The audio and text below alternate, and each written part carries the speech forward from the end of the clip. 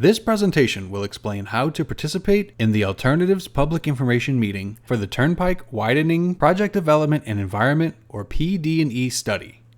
This orientation presentation will explain how to register and participate in the Alternatives Public Information Meeting, how to use the GoToWebinar platform for the virtual meeting, how to view the meeting materials, and how to make a comment or ask a question. You can participate in the Alternatives Public Information Meeting using any one of the three options. No matter which option you choose, the information presented will be the same. Option 1 is to attend the virtual meeting on Tuesday, August 10th using your computer, tablet, or smartphone. Option 2 is to call into the virtual meeting on your phone in listen-only mode. If you choose option 2, you will only hear the presentation. Option 3 is to attend in person on Thursday, August 12th at the Ocoee Lakeshore Center.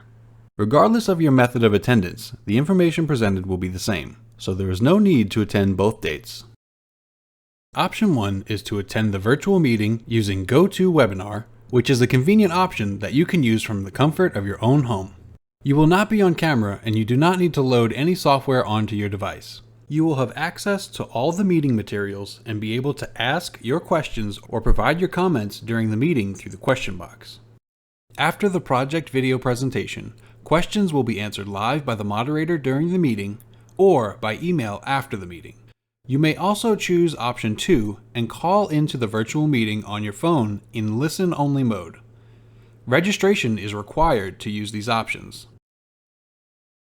You have the option to attend the Alternatives Public Information Meeting in person at the Ocoee Lakeshore Center located at 125 North Lakeshore Drive in Ocoee. At the Lakeshore Center, you will be able to view printed exhibit boards, watch the project video, and provide your comments. Staff will be available at the meeting to answer your questions. Registration is encouraged for in-person attendance. After registering, you will be added to the project mailing list and receive project updates. Whether you plan to attend in person or online, please register to attend on the project website. On the top of the webpage, click Register for the Alternatives Public Meeting. You will be asked to enter your contact information and your preferred method for attendance. After registering on the website, check your email for a confirmation. If you choose to attend virtually, the confirmation email will contain a link to click to join the meeting. Your input matters in our decision-making process. We will now explain where you can find the Alternatives Public Information Meeting materials for your review in advance of the meeting. All of the meeting materials that will be on display at the Lakeshore Center are available for your review on the project website in the virtual exhibit room. To review the exhibits, click the Alternatives Public Meeting Exhibit Room button located at the top of the page. The new page that opens will include a list of exhibits available for review. If you click on one of the tabs on the left, the exhibit board, along with a brief description, will open to allow you to zoom in and out. For example, the project location map is shown on this slide as an example of one of the display boards you can find on the project website. There are 10 aerial maps on the project website for review. The first 4 maps together cover the entire study area. Next, there are boards for the State Road 50, Avalon Road, State Road 429, State Road 408, and the State Road 50 connector that show all of the alternatives under consideration for that segment, and an evaluation matrix comparing the alternatives, including the no-build option. The last map is the State Road 408 to State Road 429 exhibit that shows the State Road 429 alternative combined with the State Road 408 alternative to provide a comprehensive view of the proposed improvements between the two interchanges. The aerial maps show the existing features of the study area and the proposed improvements for each alternative. At the bottom of each image is a legend. The legend includes a sample of each symbol and a short description of what the symbol means. For example, blue on the aerial maps shows where new bridges or widened bridges are proposed.